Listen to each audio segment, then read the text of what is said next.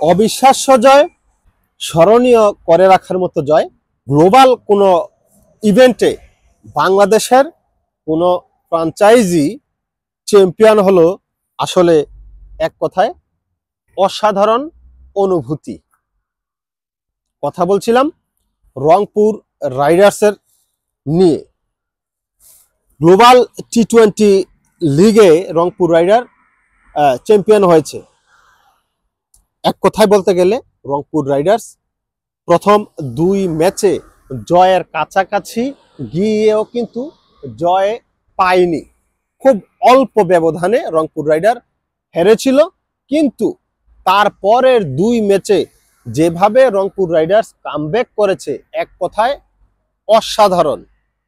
অসাধারণভাবে comeback করেছে, ফাইনালে গিয়েছে এবং ফাইনালে যাওয়ার পরে যেই একটা প্রবলেম দেখা দিয়েছিল সেটা হচ্ছে বাংলাদেশ দলের জাতীয় দলের যে 3 জন প্লেয়ার ছিল, সৌম্য সরকার, আফিফ হোসেন এবং রিশাদ হোসেন, তারা যেহেতু বিসিবি থেকে 5 তারিখ পর্যন্ত এনইসি পেয়েছিল, সেইখানে তাদের ফাইনাল খেলাটা নিয়ে সংশয় তৈরি হয়েছিল।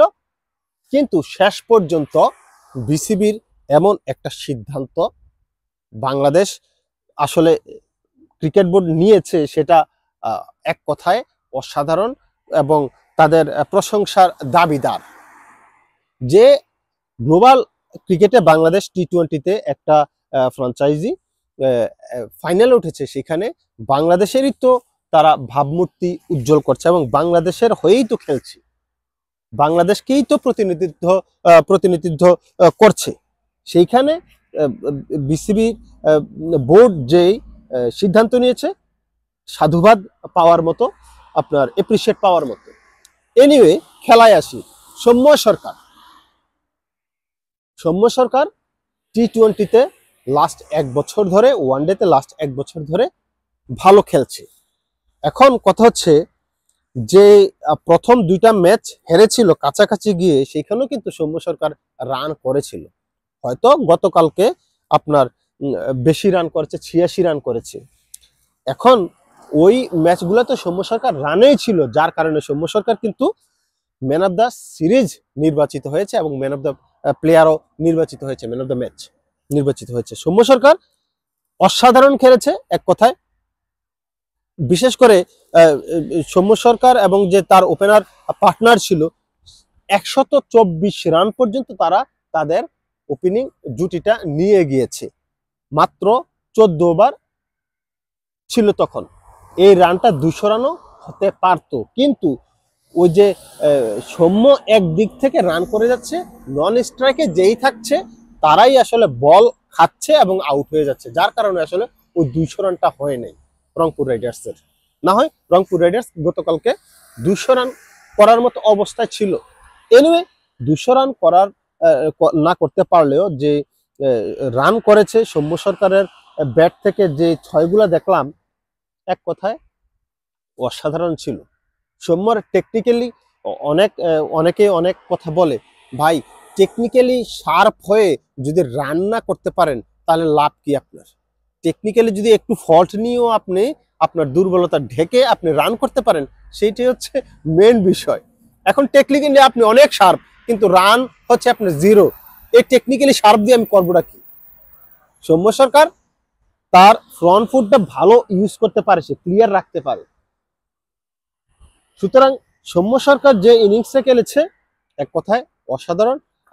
আর যদি বোলিং এর কথা আমি বলতে যাই, আরেকটা কথা বলতেই হবে, পাওয়ার প্লেতে প্রথম 2-3 ওভার কিন্তু ওরা রংপুর রাইডার্স তেমন কোনো রানই করতে পারে নাই। 2 ওভারে 4 রান, 3 ওভারে 10 রান। ওই যখন একটু ধীরে সুস্থিতে আপনার সেটেল হয়েছে, তখনই বিগ শট খেলেছে, তখনই রান করেছে। এনিওয়ে, যেটা বলছিলাম, বোলিংয়ে শেখ মেহেদী ভালো বল করেছে। কিন্তু ওই যে কি ভিক্টোরিয়ান্স, অস্ট্রেলিয়ার যে ক্লাবটা, তারা কিন্তু সমান তালে পাল্লা দিয়ে রান করছিল, কিন্তু মাঝখানের ওভারটাতে যত বিপত্তি ঘটেছে, মাঝখানের ওভারটাতে আপনার 7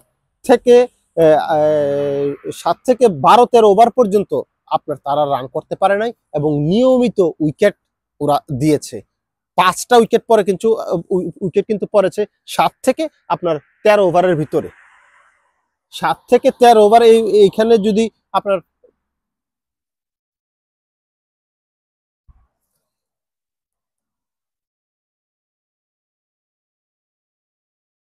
এই 7 থেকে 13 ওভারে যদি আপনার 5 উইকেট হারায় তাহলে আর ওই ম্যাচের আর কি থাকে বলেন।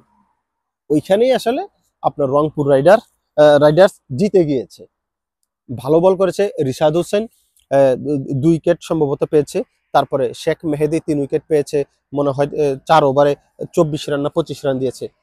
ভালো, যথেষ্ট ভালো বল করেছে। আর সবচেয়ে বড় কথা হচ্ছে এরা যখন ভালো করবে তখন আপনার আলটিমেটলি বাংলাদেশ দলেরই কিন্তু উপকার হবে, বাংলাদেশ ন্যাশনাল টিমেরই উপকার হবে। ওরা তো ন্যাশনাল টিমেরই প্লেয়ার।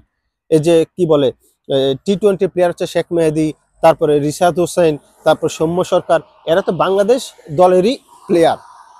সুতরাং এরা যত বেশি ফর্মে থাকবে এতে করে বাংলাদেশই উপকৃত হবে। যথেষ্ট পরিমাণে ভালো খেলেছে রংপুর রাইডার্স, বাংলাদেশের জন্য সুনাম বয়ে এনেছে। আমি আশা করি এই ধরনের টুর্নামেন্টে সবসময় যেন অংশগ্রহণ করে, বাংলাদেশের জন্য আরও টি-20 ইভেন্ট হয়, আরও কয়েকটা ইভেন্ট যদি হয়, টুর্নামেন্ট যদি হয়, তাহলে ভালো ভালো প্লেয়ার উঠে আসবে। বহির্বিশ্বে বাংলাদেশ টি-20তেও ভালো করবে ইন্টারন্যাশনালি। আর পিচগুলো বাংলাদেশের ভালো করতে হবে। ক্রিকেটের মান উন্নয়ন যদি আপনি করতে চান, পিচের মান আগে উন্নয়ন করতে হবে। পিচের মান যদি আপনার ডেভেলপ না করেন তাহলে প্লেয়াররা উঠতে পারবে না, রান করতে পারবে না। সবাই ভালো থাকবেন, সুস্থ থাকবেন। আল্লাহ হাফেজ, আসসালামু আলাইকুম। সাদাকে সাদা, কালোকে কালো কিন্তু বলছি। যারা পছন্দ করেন সাদাকে সাদা, কালোকে কালো, তারা কিন্তু পেজে লাইক দিতে ভুলবেন না। আর যদি ইউটিউব থেকে দেখে থাকেন তাহলে সাবস্ক্রাইব করতে তো ভুলের কথাই না। আর বেল আইকনটা বাজিয়ে দিন। যে ঠান্ডা পড়ছে, আইসক্রিম ব্যতীত কারো পা চাটিতে পারিব না, সম্ভব না।